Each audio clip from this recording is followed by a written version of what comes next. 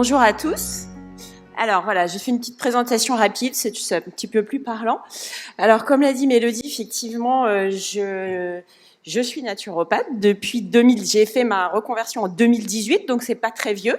Ça fait 3 ans à peu près. Suite à une carrière effectivement dans le marketing et la communication et l'événementiel. Donc les événements comme ça me parle.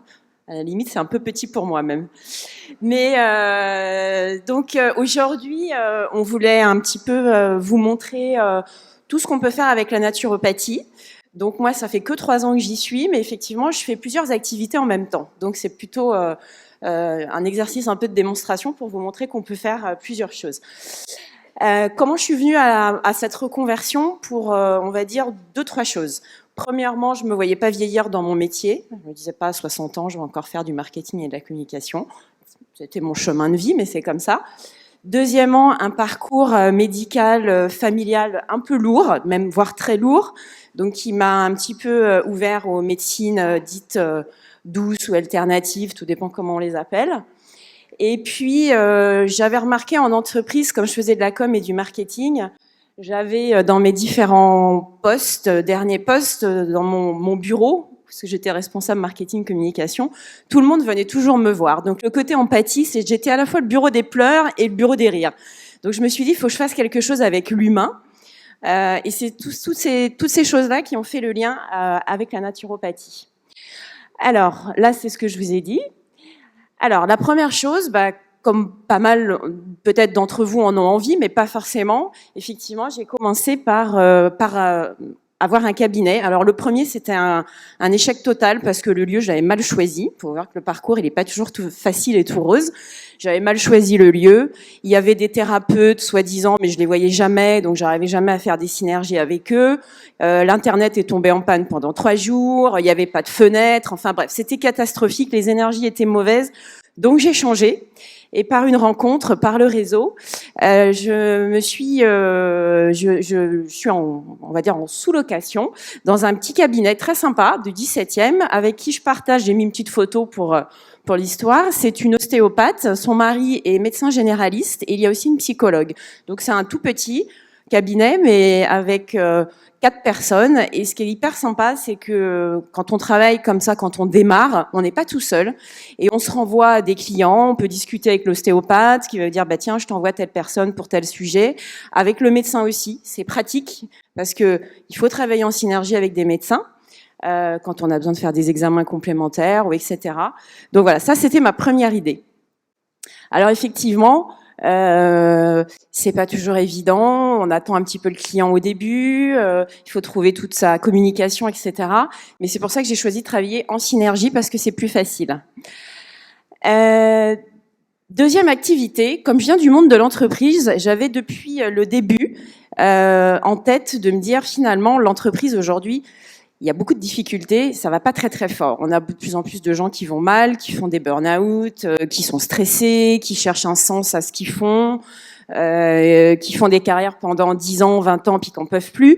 Donc je me suis dit, il y a vraiment quelque chose à apporter dans l'entreprise. Je suis pas la seule à le faire, mais il y a un besoin de plus en plus, enfin vraiment très très important, qui fait que aujourd'hui, j'ai démarré en plein Covid, donc je pouvais pas faire des interventions d'entreprise. Deuxième difficulté, mais j'ai pas baissé les bras et aujourd'hui ça démarre. Alors là, pour vous donner un petit exemple, par exemple, il y a 15 jours, j'étais dans un cabinet d'avocats, un très très grand cabinet d'avocats. Je me suis dit qu'est-ce que je vais leur raconter, mais c'est vraiment passionnant parce qu'en fait c'était une équipe de jeunes avocats, ils étaient 5 ou 6 et le patron me dit ils ont toujours quelque chose qui va pas, ils sont pas bien, ils sont stressés, ils sont malades, ils ont un lumbago, ils viennent pas pendant 3 semaines, ils viennent pas pendant 15 jours, dès qu'ils sont en surcharge de travail, ça va pas. Donc j'ai fait je fais une intervention. Alors ça peut être sur le stress, je vous ai donné après je crois quelques exemples, voilà, la gestion du stress, sur tout ce qui est bien sûr gestion émotionnelle, tout ce qui va être santé dans l'assiette, micronutrition. Et là, par exemple, pour ce groupe, j'ai un petit peu tout réuni et ça marche très très bien. Les gens sont passionnés et on apporte vraiment, on participe au développement personnel des gens et au bien-être, à la qualité de vie au travail. Donc il y a du boulot, vous pouvez y aller. On peut faire aussi évidemment des ateliers, hein, c'est pas spécialement en entreprise, mais il y a pas mal de gens qui le font, des ateliers sur les huiles essentielles, sur les fleurs de bac, sur l'alimentaire. On peut intervenir dans les entreprises, dans les EHPAD aujourd'hui. Je connais une naturopathe qui intervient et elle a un boulot mais de dingue. Donc ça fait aussi partie des disciplines que l'on peut introduire dans les EHPAD, les hôpitaux. Bon, c'est encore un petit peu compliqué, mais on voit aussi même dans le domaine privé, du soin privé, on observe peut-être pas des naturopathes encore aujourd'hui, il y en a, mais on voit qu'on introduit la médecine chinoise, on introduit le shiatsu, on introduit etc. Donc ça peut être aussi une idée d'ouverture, et peut-être que la naturopathie rentrera de plus en plus en entreprise et ailleurs. Et puis à côté de ça, quand on est naturopathe, vous le savez, d'ailleurs vous allez en voir aujourd'hui ici, on en parle déjà quand on est en école, on travaille avec des laboratoires de compléments alimentaires, certains qu'on affectionne et puis d'autres qu'on connaît dès le début et d'autres qu'on va découvrir au fur et à mesure. Donc on est démarché. Et puis moi j'ai découvert un laboratoire qui m'a démarché, qui est spécialisé dans la mycothérapie. Je ne citerai pas qui, je n'ai pas... Je suis pas là pour ça, mais j'ai vraiment affectionné leurs produits. J'ai vraiment découvert ce que c'était que la mycothérapie. Et puis en parlant, en discutant, au fur et à mesure, ils m'ont proposé un peu de travailler pour eux. Donc à la fois, je fais du cabinet, j'interviens en entreprise, et 2 jours par semaine, je fais à la fois du commercial et de la formation pour eux.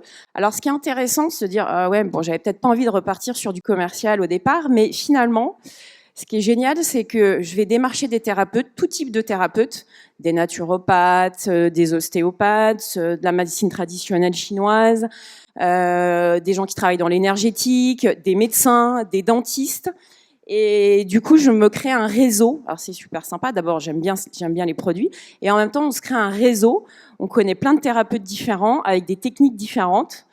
En plus, c'est des produits où il y a une gamme oncologique. Donc, on arrive à travailler avec des cancérologues. Voilà, ce qui est hyper important quand on s'installe et peu importe ce qu'on fait, c'est quand même, je pense, le lien dans tout ça, c'est d'essayer de développer son réseau pour pouvoir soit faire venir des gens en rendez-vous dans son cabinet, soit créer des liens avec d'autres praticiens. Alors, l'avantage de tout ça, je dirais que ma semaine est bien remplie, premièrement, et ça m'a permis, toutes ces activités aussi, de démarrer le cabinet tranquillement, sans me mettre la pression, parce qu'on a quand même des frais si on loue un cabinet, sauf si on démarre chez soi, parce que j'avais des activités complémentaires à côté qui me vont bien. Et donc, j'ai pu démarrer en douceur et financièrement aussi, parce que c'est toujours une question qu'on se pose. Faut bien qu'on mange à un moment donné.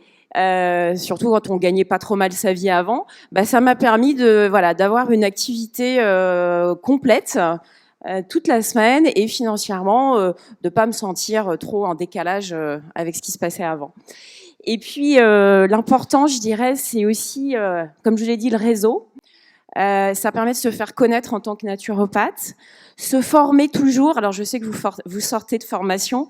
Quand on sort au bout d'un an, on se dit toujours, j'ai pas trop envie de me reformer tout de suite, mais c'est important. Là, moi, je redémarre une formation en homéopathie, par exemple, ou toujours se former avec les labos, ce qu'ils peuvent vous proposer dans les webinars, etc. Parce qu'il faut toujours avancer. Voilà. Et se perfectionner. La sécurité financière, je vous en ai parlé.